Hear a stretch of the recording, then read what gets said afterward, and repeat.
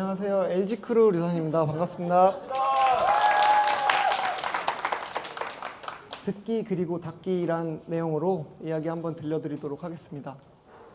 21년 8월부터 22년 2월까지 6개월간 일했던 저의 계약직 경험에 대해서 한번 이야기해드리려고 합니다. 여러분들은 뉴스 화면 속에서 이런 제보 전화번호를 보신 적이 있으신가요? 방송국에서는 이런 제보 전화를 통해서 각종 사건 사고에 대한 제보로 접수를 받고 있는데요. 저는 보도국에 있는 사회부에서 이러한 제보 접수를 받는 제보 접수 요원으로 일했던 경험이 있습니다. 제가 일했던 시간은 밤 10시부터 다음날 새벽 5시까지였는데요. 이렇게 심야 시간에는 시청자 상담실이 운영을 하지 않다 보니까 그쪽으로 넘어가야 될 이제 민원 전화들이 저희 제보 전화로도 들어오게 됩니다. 그런데 아무래도 밤늦은 시간이다 보니까 이렇게 술에 취해서 전화를 주시는 분들이 굉장히 많았고요. 또 제가 일했던 기간에는 20대 대통령 선거라는 너무나도 큰 빅 이벤트가 하나 있었기 때문에 제 업무 난이도를 굳이 말로 설명드리지 않아도 충분히 이해하실 수 있을 거라고 생각됩니다. 방송국에서 일하면서 정말 많은 우여곡절들이 있었지만 그 중에서도 새벽에 쏟아지는 잠까지 후다닥 달아나게 만들었던 3가지 유형의 제보자분들을 한번 소개해드릴까 해요. 먼저 첫 번째, 동물농장형입니다. 저희 집에서 장수하늘 소가 나타났어요. 집 앞 화초에서 수달이 헤엄치고 있어요. 이렇게 각종 동물들을 만나서 취재하러 와달라고 전화를 주시는 분들이 계신데요. 저희가 취재 인력이 한정되어 있어서 이렇게 모든 사건을 다 나갈 수가 없는 점 양해 부탁드린다고 잘 설명을 드려도 방송국이 이런 일 하나 제대로 안 하면 어떡해요? 라고 언성을 높이시거나 이런 식으로 되려 저한테 화를 내시는 경우가 종종 있었습니다. 다음으로 두 번째, 우주탐사형입니다. 정말 생각지도 못하게 많이 받게 되는 제보 전화가 바로 UFO 발견했다는 제보였는데요. 진짜 UFO가 발견됐다면 그건 특종 기사겠지만 너무나도 아쉽게도 보통은 술에 취하신 몇몇 분들이 굉장히 주기적으로 저한테 UFO를 제보해 주시곤 합니다. 그래서 저는 취재 확인차 혹시 UFO 사진이라면 영상 좀 부탁드려도 될까요? 라고 말씀을 드리면 방송국 지금 지들이 할 일을 우리한테 떠넘긴다면서 언성을 높이시고 또 어떤 분은 제 이름이나 신상을 물어보시는 분들도 계시고 또 심지어는 찾아오겠다고 하시는 분들도 계셨어요. 마지막으로 세 번째, 된소리형입니다. 가장 대처하기가 어려운 유형의 제보자분들 중 한 명인데요. 이렇게 전화를 받자마자 머리가 하얘질 정도로 욕부터 쏟아 부으시는 분들이 계십니다. 이런 분들의 특징은 이렇게 어떠한 말도 통하지 않는다는 건데요. 그래서 저는 보통 소중한 의견 감사합니다 라고 말씀드리면서 전화를 마무리 당하는 경우가 굉장히 많았습니다. 그래도 이런 전화들 덕분에 저는 일을 하면서 제 멘탈 훈련 하나만큼은 톡톡히 할 수 있었다고 말씀드릴 수가 있을 것 같아요.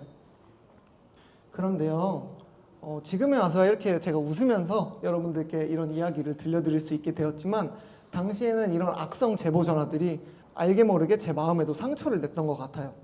근무 시간 중에는 이런 전화가 또 언제 어떻게 올지 모르다 보니까 항상 예민해져 있을 수밖에 없었고 근무 시간 외에 일상생활을 하다가도 이런 전화벨이 울리면 깜짝깜짝 놀라고 소스라치게 놀라는 제 모습을 보면서 이런 게 뉴스에서 나오는 그 감정노동이라는 거구나, 아니면 내가 이런 말을 들었을 때 내 마음에 상처를 입는구나와 같은 것들을 알 수가 있었습니다.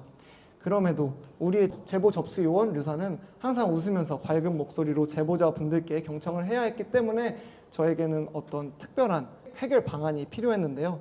그래서 저는 저에게 주어진 휴식 시간 30분만큼은 이 제보 전화로부터 멀어져서 귀를 한번 닫아보자 이렇게 다짐했습니다. 그래서 처음 했던 것이 음악으로의 도피였어요. 저는 이 음악을 통해서 세상과 단절된 사람이 되고자 했습니다. 그런데 이게 제 마음처럼 되지는 않더라고요. 계속 귀에 음악을 들려주다 보니까 귀가 온전히 쉬지를 못하고 그러다 보니 휴식 시간이 끝난 후에 오히려 더 피곤하다는 느낌을 받기도 했던 것 같아요. 그래서 다른 방법을 찾아야만 했습니다. 그래서 두 번째로 했던 방법이 이 모든 소리를 물리적으로 차단해보자 였습니다. 기자님들이 목소리를 녹음하시는 이 방음 부스에 들어가서 휴식 시간을 보내다가 나오는 것이었는데요. 이 안에 들어가면 귀가 휴식을 받는다는 느낌이 들기는 했지만 정말 아무 소리도 들리지 않다 보니까 이제는 제 마음의 소리가 들리기 시작하더라고요. 이 안에 들어가면 머리도 너무너무 복잡해지고 생각도 많아져서 이 방법도 더 오래 가지 못하고 더 이상 사용하지 못하게 되었습니다. 마지막으로 찾아낸 방법이 세 번째, 몸을 힘들게 해보자 였습니다. 이 따릉이를 타고 한강에 다녀오는 것이었는데요.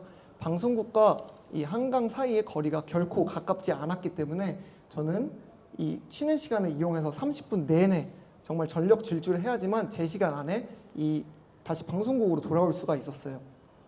이렇게 몸을 한번 혹사시켜 보니까 귀에 들리는 소리들은 온데간데 없이 사라지고 코로 들이마시는 공기에만 집중을 하게 되더라고요.